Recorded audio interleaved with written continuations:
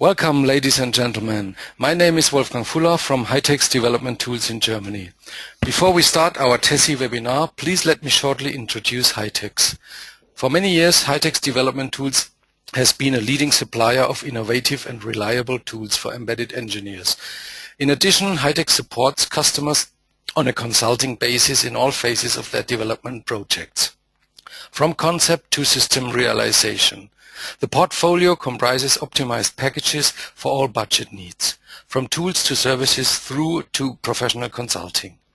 Whether selecting a new microcontroller, training, contract engineering or production services, Hitex is both expert consultant and business partner at the same time. Today our Hitex webinar deals with component integration testing with Tessy. The webinar will be held by Frank Büchner from Hitex, who can tell you detailed information out of practice over years with Tessy. During our session you can ask your questions and our Tessy team will answer these as soon as possible. At the end of the session we will be happy if you give us a short feedback.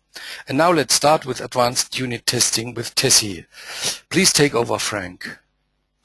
Thank you, Wolfgang, and also welcome from my side to the webinar about component and integration testing with Tessy. I would like to start by giving you an overview of the topics I will handle in the following hour. We see here 4 points. The first point is more theory, and we talk about what is the difference between unit testing and component testing, and what means component testing and how it is all connected to integration testing. The second point will give an example. This will be the emphasis of this talk today. We will see an example of component testing. Then we see a more advanced, complicated example, which is called multiple work tasks, and I hope you will know at that point what a work task is. It's a very short example, and then we will have a short view on additional features in Tessy with respect to component testing, what you can do also, what was not mentioned in the examples. Okay, let's start a little bit with theory. Let's have a look on the situation here. We have here two test objects of unit testing. The first one is sorting algorithm, selection sort. And but the major point is that selection sort calls another unit, another function, which is called swap, and swap is needed to exchange elements.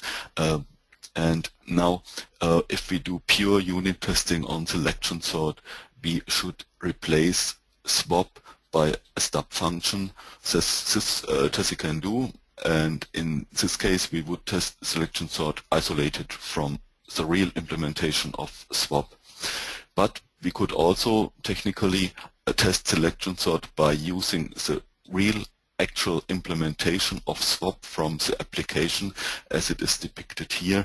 This would mean we test selection sort by using the actual implementation of swap. This means we test these two units integrated, because a test case for selection sort probably will fail if swap does not do what selection sort expected to do, and this means we can do a unit test for selection sort, a technical unit test for selection sort, and actually we're doing an integration test of selection sort and swap. If we take this concept a little bit further, we end up with a picture like this. We can imagine that we test the unit here at the with the thicker borders. We test it with a technical means of unit testing, and we not stub the functions that are called by this test object at the top of the hierarchy. This means if we perform unit testing, technical unit testing for this unit here, and we do not replace the called function by stub functions. We do unit test, integration testing of all the functions which are in this green area. So you could say, okay, if this is already integration testing, what else do we need something that is called component testing in Tessy? We could do every integration testing problem by just doing unit testing without stop functions.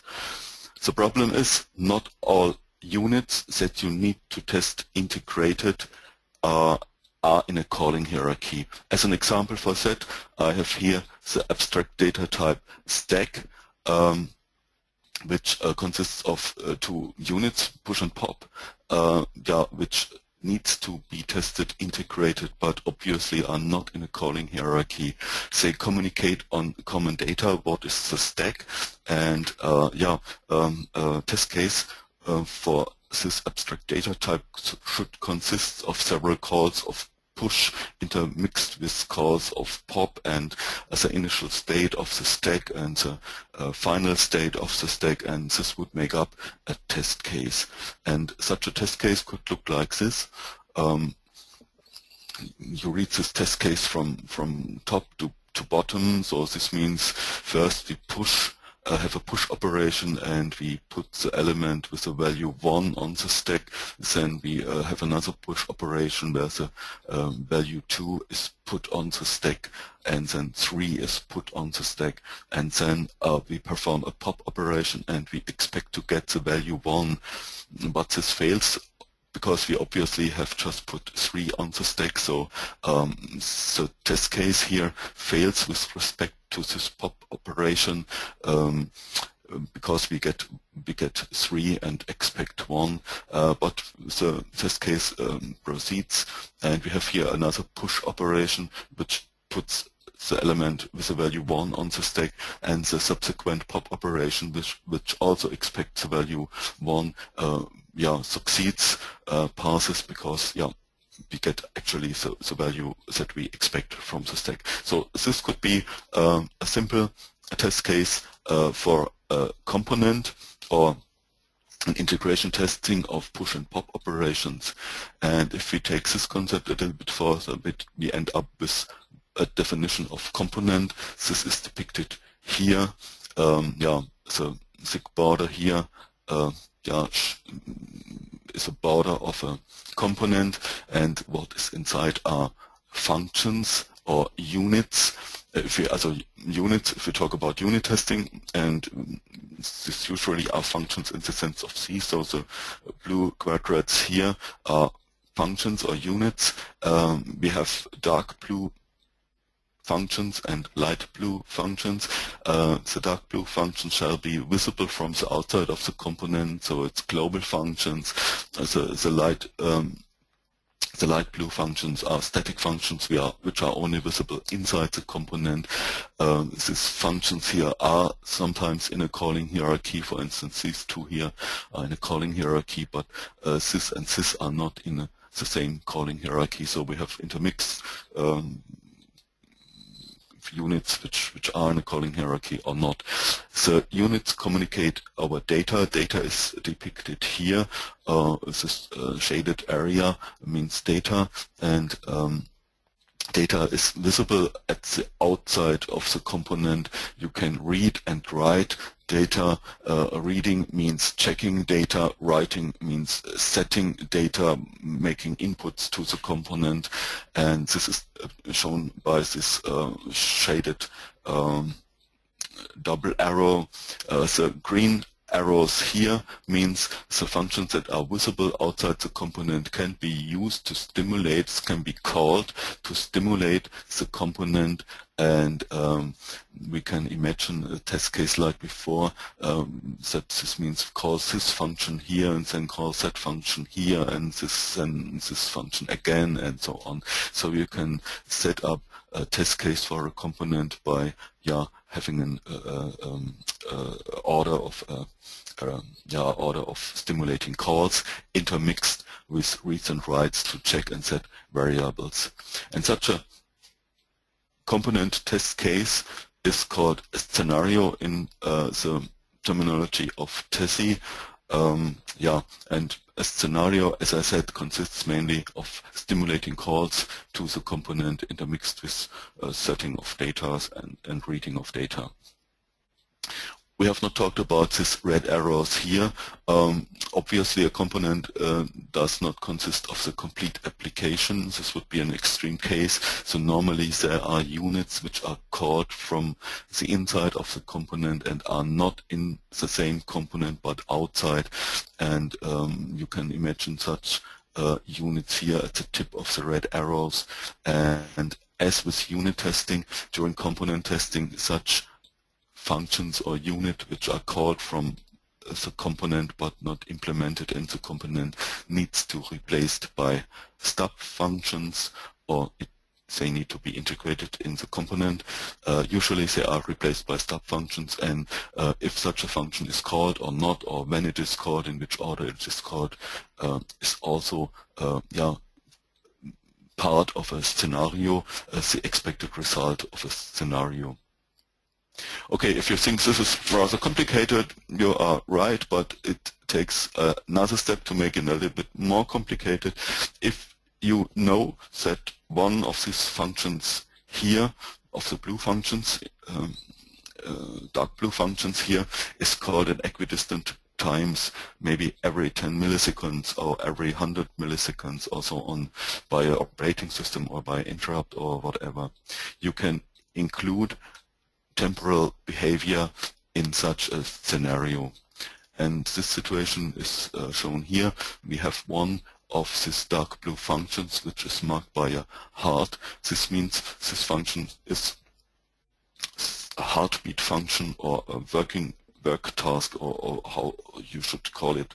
The name is not quite clear, but we know as a user knows that the function is called in equidistant times, every 10 milliseconds, for instance, and the component itself also knows that if set between two calls to this work task or heartbeat function, a certain amount of time has passed. This means if the component needs to wait for a certain time, it would count calls to this work task. Okay, that's all about the theory. Let's go to an example. The first example, it's called interior light.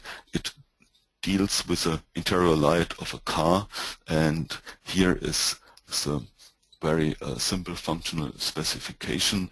We think that the interior light of a car is controlled by two sensors. One is the door sensor, which says if the door is open or closed, and the other one is a sensor for the ignition, which says the ignition is on or off. And according to these three rules or requirements or functional specifications here, these 3 points describe the behavior of the interior light. And the first point says if the door is closed, the interior light shall go on immediately. And immediately is a temporal description similar we have in the second point here. If the ignition is not operated within this in a test case, the interior light shall go off after 5 seconds at the latest. At the latest is also a temporal description. And the third one says if the ignition is switched on, the interior light shall go off immediately, switched on in the time of 5 seconds where the light is on. It says also immediately. Okay, we think that we have a source code that implements this little functional specification, which is, by the way, incomplete. So it's not mentioned what happens if the door is opened again after it was closed. So, but our emphasis here is not to make a good specification and sufficient test cases, but to show how component testing works. Let's have a look on the source code, which could implement such a behavior.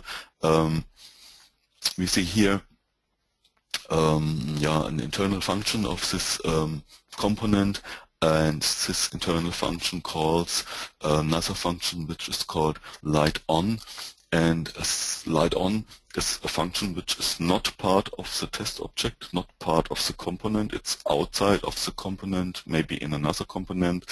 And this means we can imagine light on to be at the tip of one of the red arrows, and we need to replace the call to light on. We need to replace the implementation of light on by a stub function, and a call to light on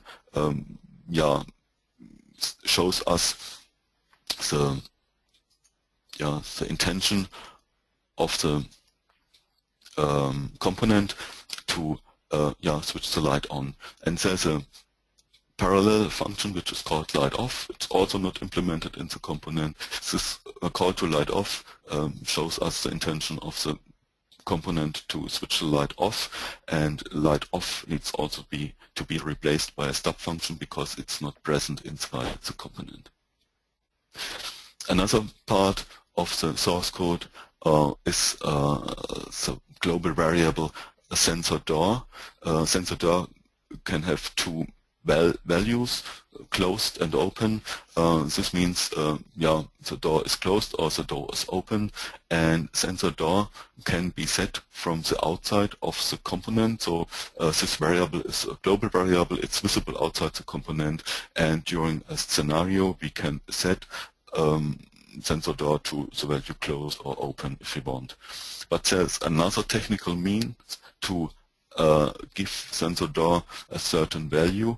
We can also call a function from the outside which is called setSensorDoor, and give this function a parameter which is also which is closed or open, either closed or open. And setSensorDoor, the only functionality is to set the parameter value to the global variable, to set the global variable to the same value as a variable. So we have two technical means to tell the component that the door is closed.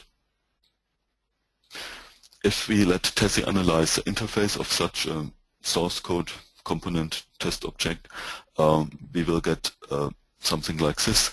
First we see that there are two external functions, that's light on and light off, and we need to direct Tessy to provide stub functions for these two functions. Furthermore, we see here for component functions. Component functions are visible outside the component and can be called from outside the component during a scenario.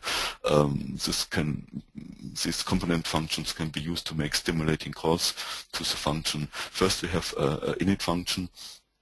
This function is simply used to set all the global variables of the component to appropriate values. Then we have a function setSensorDoor. We know already what the implementation is. This function is used to tell the component about the state of the door sensor, and a parallel function is setSensorIgnition. It's more or less identical to setSensorDoor, but it tells the component about the state of the ignition.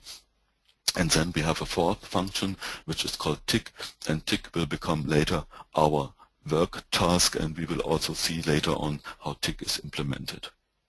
Then we have two static functions which are inside the component iLightOff and iLightOn. We have seen already the implementation. We do not care much about these two functions. We do black box testing.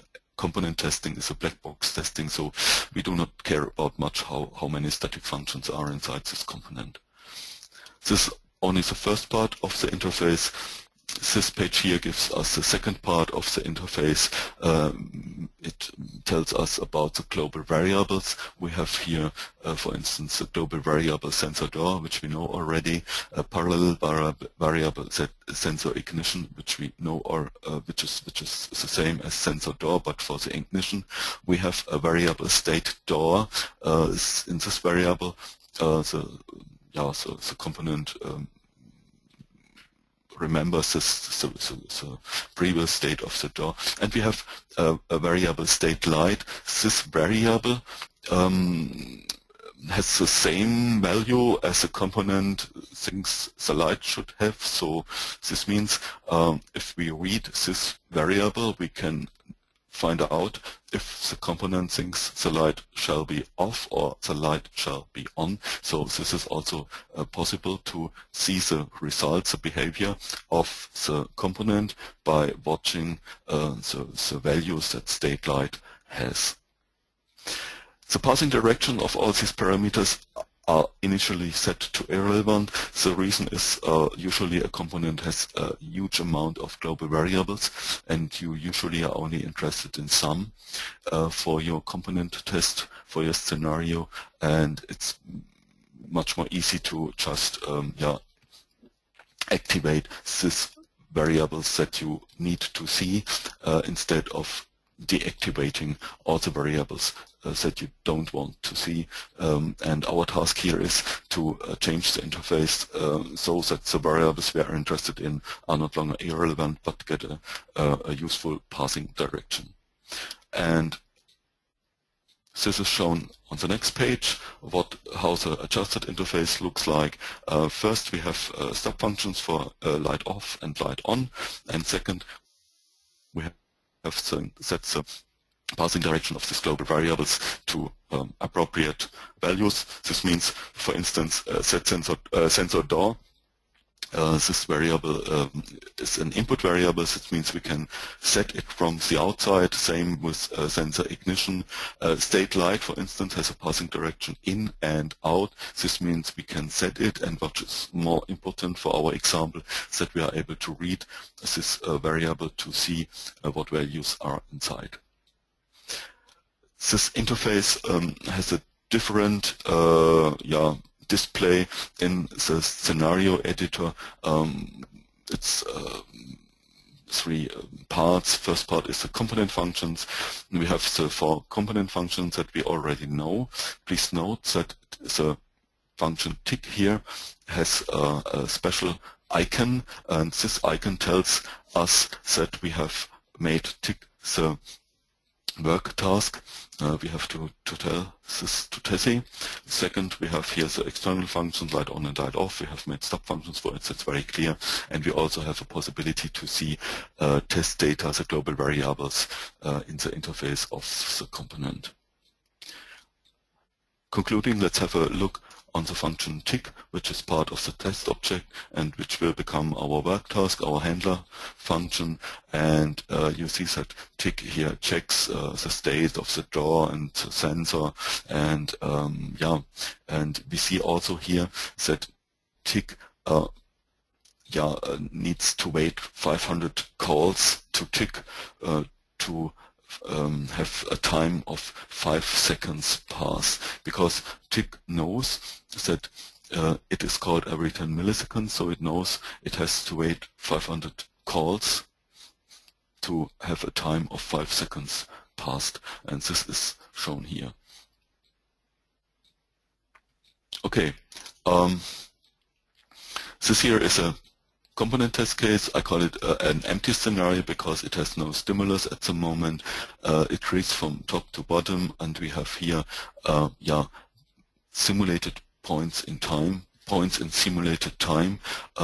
We can imagine that the test driver, which is generated by Tessy, calls at the point 0 milliseconds the first time the work task tick, and tick will check if it has something to do, if the component has something to do, but there is no stimulus, so tick will simply return without doing anything, and then the test driver immediately after the return of tick calls tick the next time. We are now at the point of 10 milliseconds simulated time. The component thinks 10 milliseconds have passed, tick thinks 10 milliseconds have passed, tick will see if something was stimulated. This is not the case in this scenario, so tick will return, and then the test driver will immediately call tick again. We are now at the point of 20 milliseconds simulated time, and so on and so on and so on until the 10th call to tick occurs, and this test case will finish and will have done nothing useful. So to make this very clear, that there is no waiting of 10 milliseconds between two calls to tick, I give you a simplified look at the test drivers. This is software which is generated by Tessy automatically to execute such a scenario, and for the empty scenario it would look more or less like this. So we have here 10 calls to tick, immediately one after the other, and this would represent our empty scenario. Let's have a look on a scenario where something useful happens.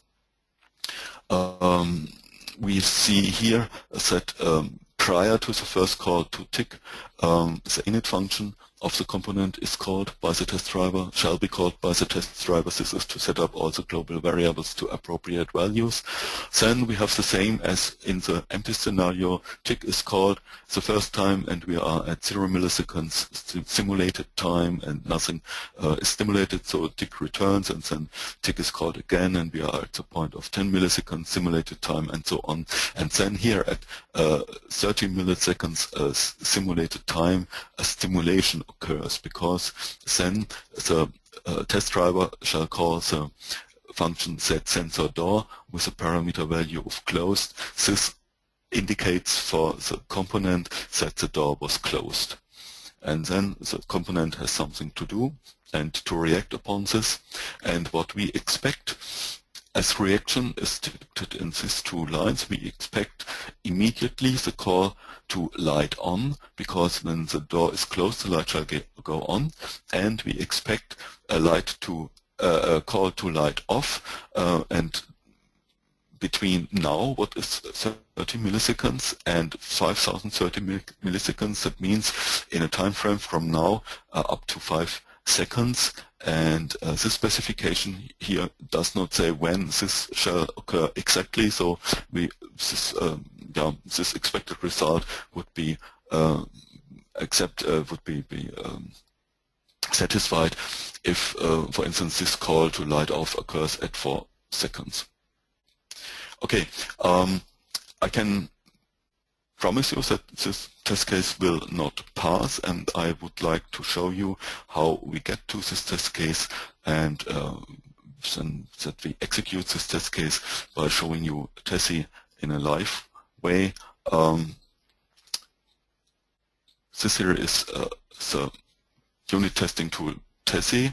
I hope you know it already a little bit. It's based on Eclipse. It has perspectives. We have here some perspectives which are all used for certain tasks. We have here the overview perspective where we can set up everything, and we have an interface perspective where we can have a look on the interfaces of our test objects, and then we have a scenario editor perspective. This scenario editor perspective is the emphasis of this presentation here, because it is used to formulate, to set up component tests.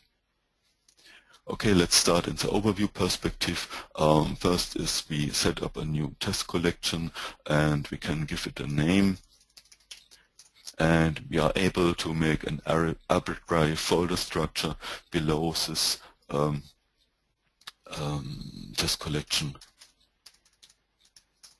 And we could easily do another folder, but we want to have a module at the bottom of this structure. So the module is used to initialize the test. We can give it also a name. We call it interior light, because this is the name of our example. And then the real work starts. First of all, because we want to do component testing, we have to change the kind of test here from unit to component. This makes the big difference in the behavior of Tessy. The second is we need to specify to Tessy the C-source file in which the component is implemented, our test objects are implemented, and I select here this interior light.c, and in this C-source file our complete component is implemented. It would be possible to have several C-source modules which make up a component, but in this case we have only one. The next thing is Tessy would analyze this component software and find out about the interface, and you see here a difference between component testing and unit testing. In unit testing, you would get here a list of the functions inside the C-source module which make the possible test objects. This is not the case with component testing. We get here this artificial test object scenarios. But we can see in the same way the interface of this component, and this is like I have shown you in the PowerPoint slides. We have at the top here two external functions, light on and light off. And I told you we need to create stub functions for them, and I can do this with one mouse click, and I have now normal stub functions for light off and light on, because both functions are void functions and do not return anything. We do not need to provide source code for the body of these stub functions. We just can get away with the implementation of the signature and the curly braces. There's nothing to do on our side. Tessy generates this automatically. And then we have here the four component functions. We have talked about them. We have the two static functions. We have talked about them. And we have here the variables, and we need to change the passing directions of the variables to the values we need. We change the values to input for the first three variables, so we are able to set these variables during the scenario, and we set the passing direction of the variable state light to in out. This means we are able to write and read the values of state light, and we leave as the passing direction of an internal variable of tick on irrelevant, because we are not interested in this internal variable, because we do black box testing here. Okay, we save this. And then we can switch to the scenario editor perspective, and we can set up a component test case, or we can set up a scenario. We can create a new test case here, and this gives us a scenario here, and we can click make some test steps, points in simulated time, but we also need to set up the work task. That is very important, and I do this by selecting tick, which is my work task, will be my work task, and by clicking on the button here, set as work task. In this way I tell Tessy that I, the user, know that this task is called at equidistant times and can form the time base of the temporal behavior, and there's also a possibility to set up the cycle time. The default is 10 milliseconds, and we leave it at 10 milliseconds, and we will later see different work task configurations, just to inform you that we have a cycle time of 10 milliseconds. Now we are able to set up a scenario.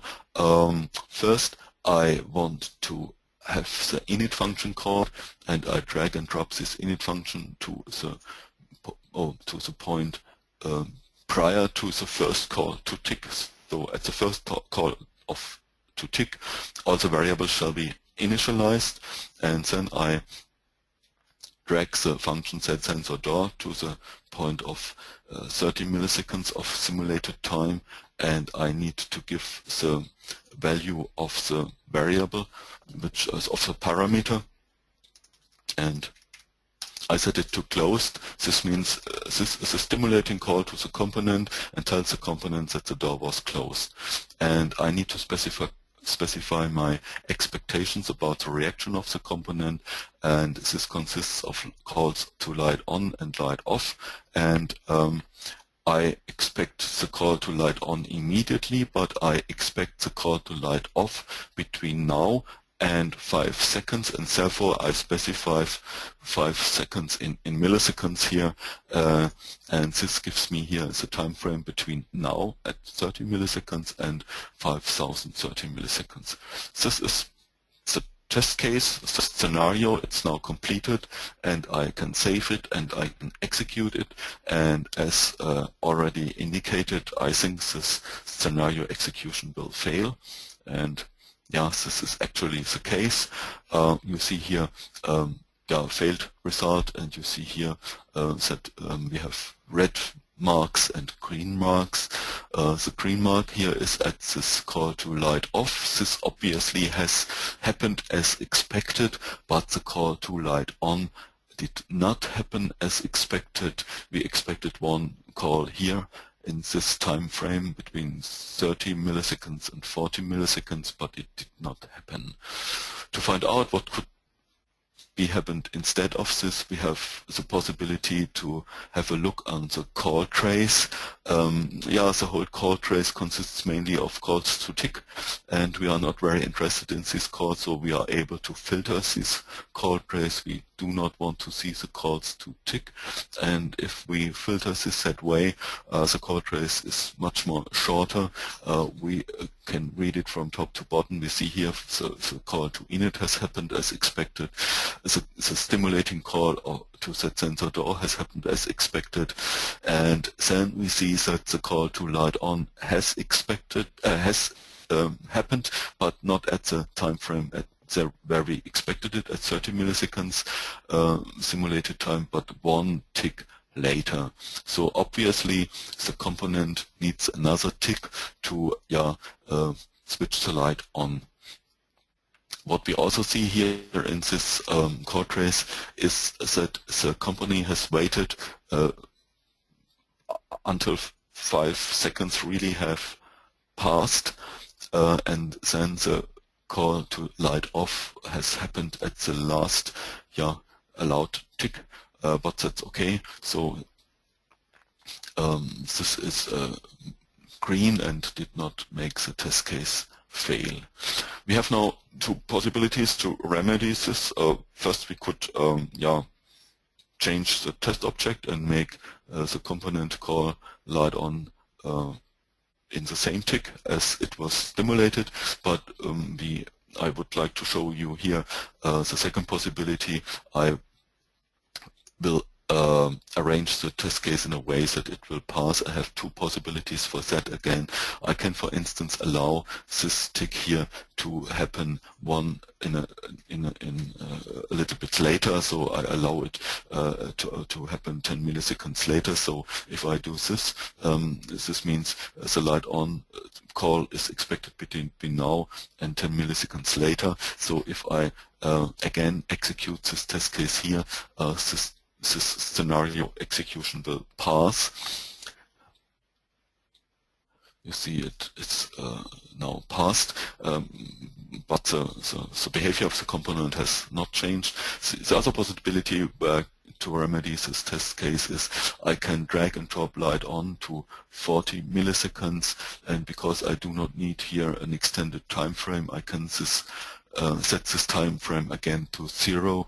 This means here I do expect light on to be called exactly at 40 milliseconds simulated time, and if I execute this test case again, I see that it will pass again.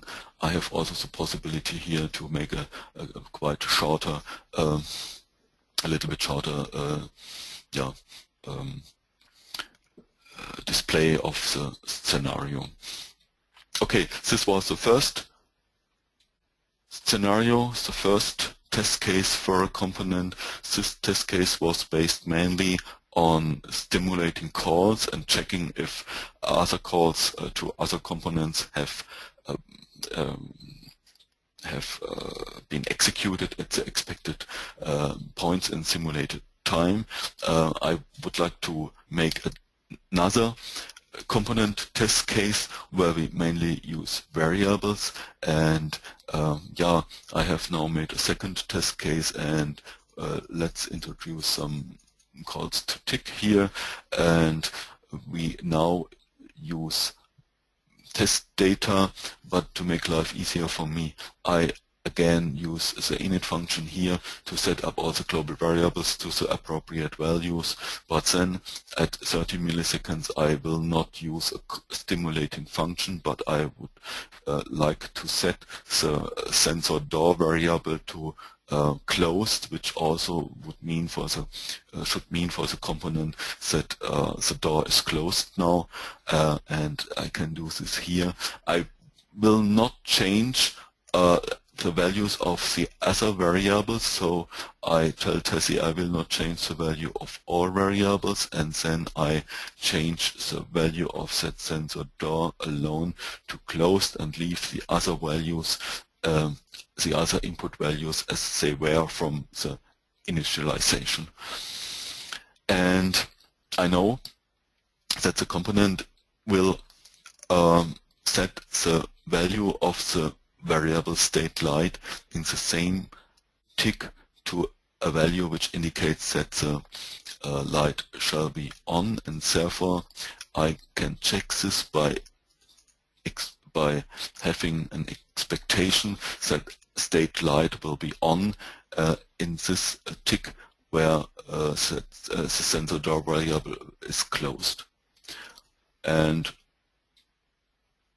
in this scenario, I don't want that the component waits 5 seconds to switch the light off. So I can, for instance, here at 30 milliseconds say, okay, at this point of simulated time, I wanted the ignition to be switched on. This would mean for the component to switch off the light, and I can have the expectations that the light is switched off here, and I can now save this and execute this component test case, and you will see it will pass. So for both at both points in simulated time, the expected outcome is present. You could say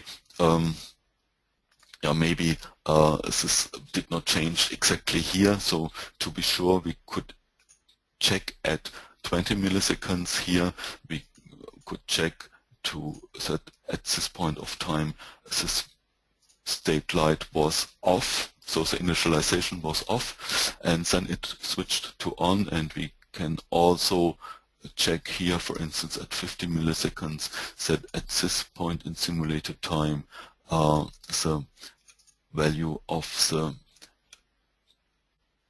state light variable was still on, so we can then conclude that it was on also at 40 milliseconds. And if we execute this case here, we see that it already also passes, so the component behaves exactly as before, but we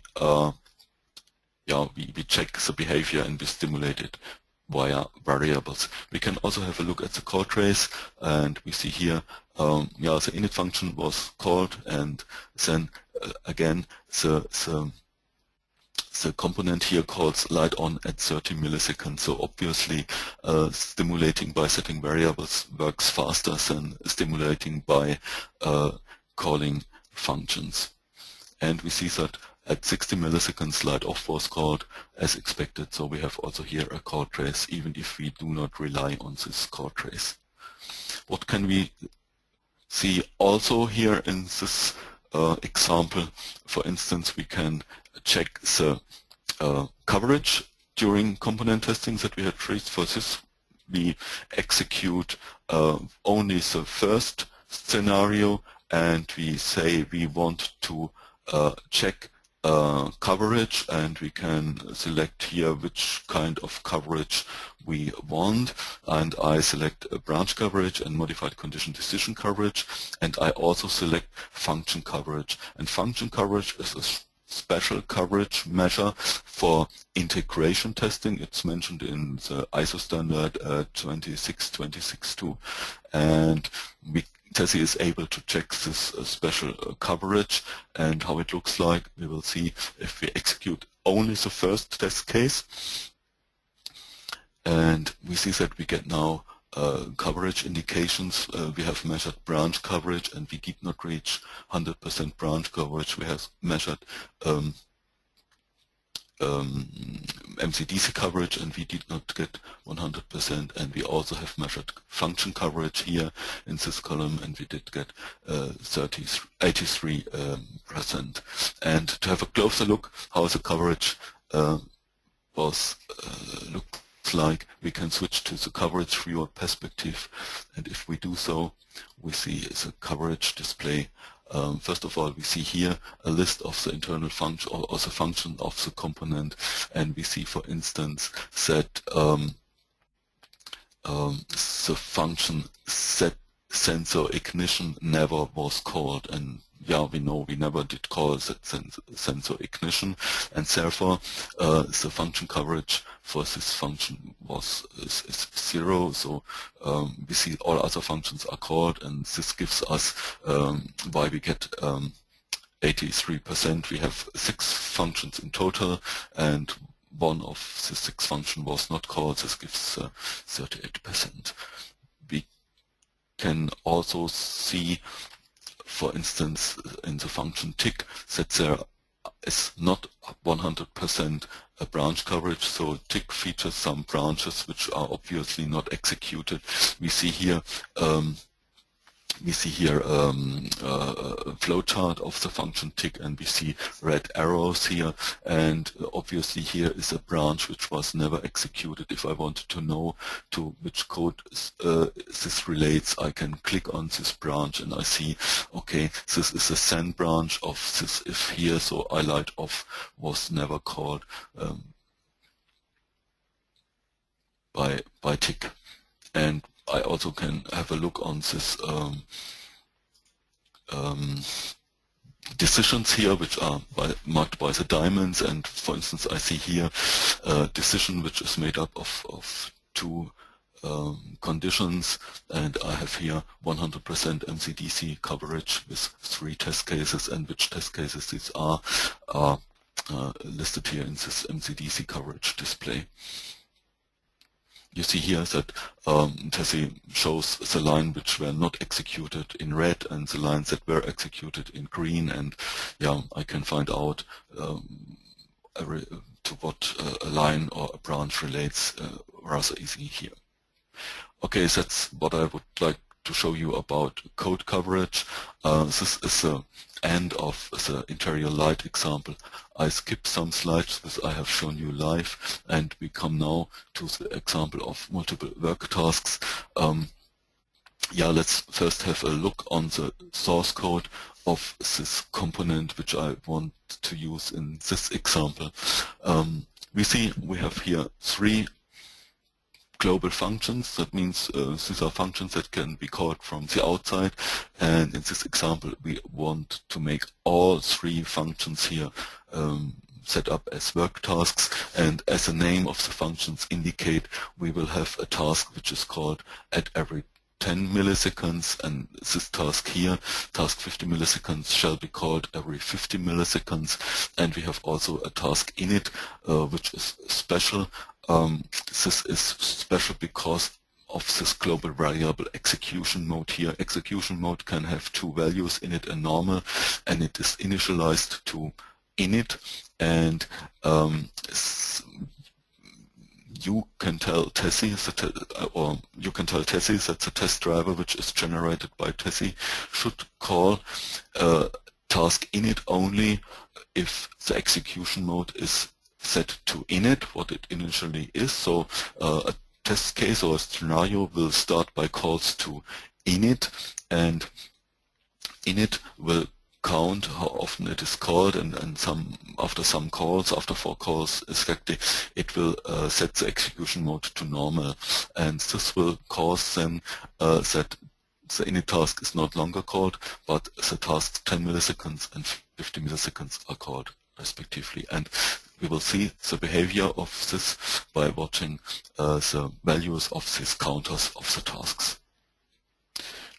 Let's have a look at the interface. The interface should be very clear. We have here the 3 component functions. We have here some global variables, and we are interested on the values of execution mode and the counter for the 10 millisecond task and the counter for the 50 millisecond task, and therefore we need to set these 3 variables to outputs. And yeah, I think I can show you this live in Tessy. To show you this example with the multiple work tasks, I make another module.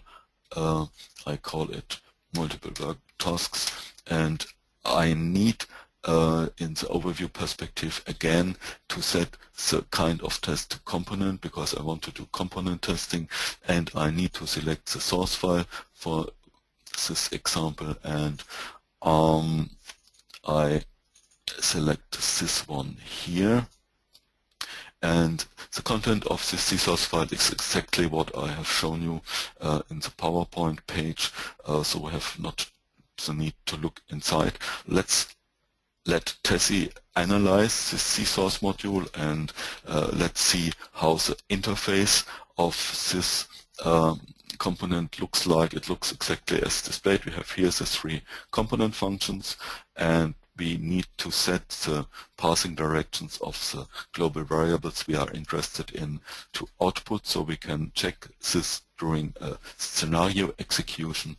And yeah, that's all we have to do here, and then we can switch to the scenario editor perspective to set up a test case or 2 for this component.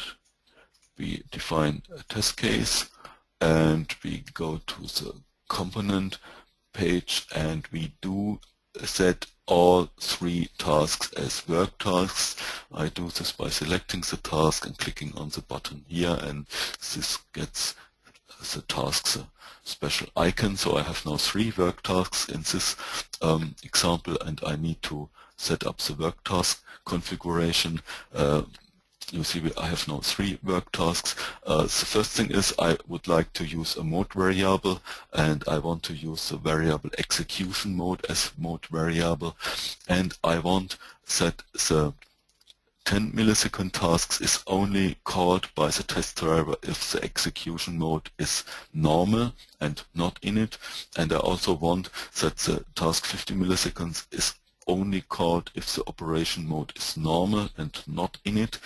I only want the task init here to be called if the execution mode is init, so I leave it as it is. I also leave the cycle time for the init task and for the 10 millisecond task at 10 milliseconds, but I change the cycle time for the 50 millisecond tasks from 10 to 50, because I want this task only to be called every 50 milliseconds. Okay, this is a setup of the work tasks. I can now go ahead and define a scenario, and I need to check variables to see my expected, or see the behavior of the component. For instance, I could check at 30 milliseconds. I expect at 30 milliseconds that the execution mode is still on init, and the counter for the 10 millisecond tasks is 0, and the counter for the 50 millisecond tasks is 0. And I expect that the value of the execution mode variable changes at 40 milliseconds of simulated time. This means at the first call to tick to normal, and I expect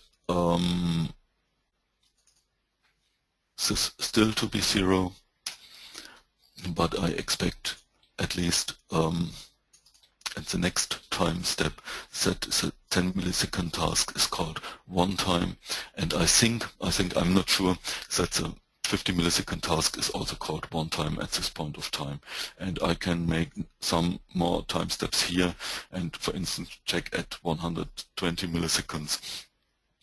The execution mode always will be normal. It will not change during the test case execution anymore. If it's one time at normal, it will not be init anymore, and I expect the 10 millisecond task to be called 8 times, and the 50 millisecond task to be called 2 times.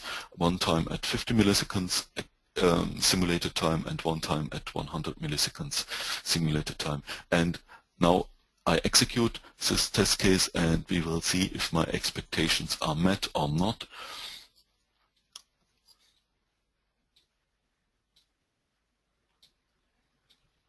Or they are all met. That's extraordinary. Let's have a look on the call trace. You see that we have a lot of calls to the init task at the beginning, 5 calls to the init task, and then at 50 milliseconds the task 10 milliseconds is called one time and 50 milliseconds is called one time. This gives us the values 1 and 1 here, and subsequently only 10 millisecond tasks is called until 100 milliseconds simulated time, where 10 millisecond and 50 millisecond tasks is called, and this means at 120 milliseconds simulated time the 50 millisecond task was called 2 times, which is why this here is correct, and the 10 millisecond task was called 8 times. That's the reason why this 8 here is correct. But this behavior here depends on the order in which the work tasks are called, and this order is given here in this configuration view, and the order is from top to bottom. That means first, in a time step first, the 10 millisecond task is called, then the 50 millisecond task is called, and then the init task is called. This means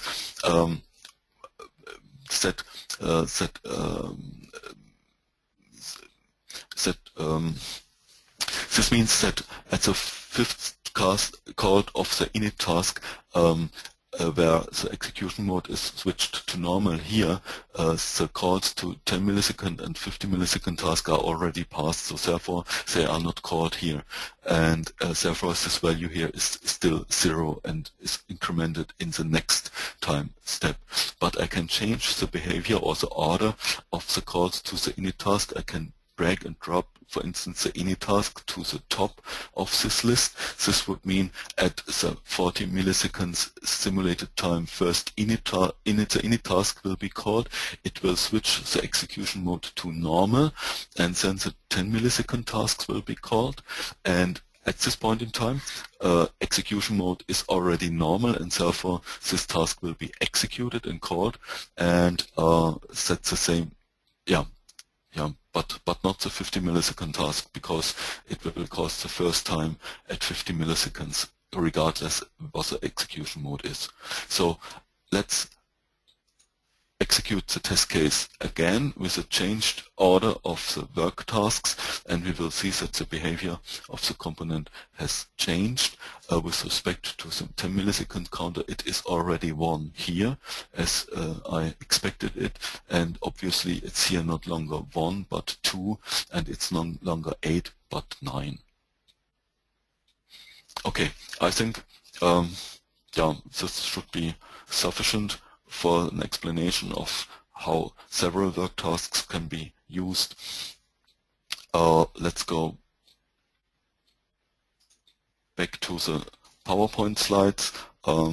I skipped some slides what depict the examples that we have just seen, and I would like to mention some additional features what you also can do during component testing with Tessy very shortly.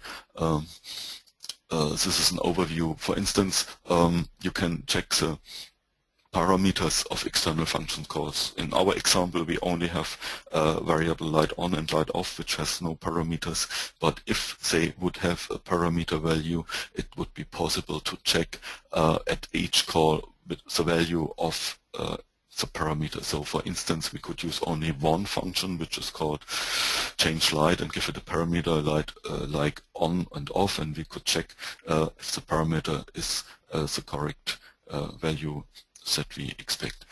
We can also have return values from the calls to external functions, which are then inputs to the component. We can change the time base. We can, for instance, say, okay, we do not want a tick to mean a time of 10 milliseconds, but we would want to mean it a time of 20 milliseconds. That's very easy to change. And we can check the unexpected calls to other components. Maybe I show this in this slide here. So for instance, it's possible to specify I do not want or I do not expect a certain function to be called during the execution of a certain scenario. This example here is again the stack example. And the stack contains an arrow function, and this is called if a stack overflow or stack underflow occurs, and I have here a test case or a scenario where I don't expect that the arrow function is called because I do not provoke an arrow, and this can be also formulated in Tessy. As I said, I can check the return values of stimulated functions. We have seen this in the stack example. We see here the coverage. We have seen this in detail during the interior light example. It's possible to specify scenarios in the classification tree editor, a tool to specify test cases or scenarios according to the classification tree method. By the way, the next webinar in January will handle the classification tree method and the classification tree editor in Tessy. And we have here also a test report. It's obviously during scenarios or for scenarios executions of for component testing, there are test reports available which are generated automatically by Tessy. And yeah, this here is the conclusion. So what we have seen here is that the temporal component testing in Tessy gives us some advantages. We can use time descriptions like at the latest, immediately, and such things. And the specification of the expected results is rather abstract, and this means we are robust against implementation changes. So if we would change the behavior of our component, and we have expected that we expect a certain call between now and 5 seconds in the future, and the implementation changes, and this call is now not exactly at 5 seconds in the future, but at 4 seconds at the future, we do not need to change our expected result expectations. It is requirements-based, what is related to the second point, and yeah, as we have seen, we can easily adapt it to a new time base. What I like to stress here is we have only simulated time. This means we do not need hill systems or hardware. We work with simulated time. Okay, that was what I wanted to say about component testing. I give you here a preview of the next webinars in January. As I already said about the classification tree method, you can register for these webinars on our website www.hitex.com/Tessy, where you can find all information about Tessy, even the recording of the webinars and everything. And yeah, if you have questions from this webinar, please write them in the chat window, and I will try to answer them subsequently by email. And yeah, that's all. Wolfgang, are you there? Yeah, thank you, Frank, for this interesting and detailed view into Tessy's functions. And as you already mentioned, all attendees can ask questions using the webinar tool. We'll keep it open for a few more minutes. If it's closed, the questions can be posed via email. Here is the email address of Frank. Okay, so we've come to the end, and we say thank you very much to all of you. Goodbye, and see you next time in January. Thank you. Bye. Thank you also from my side, and goodbye.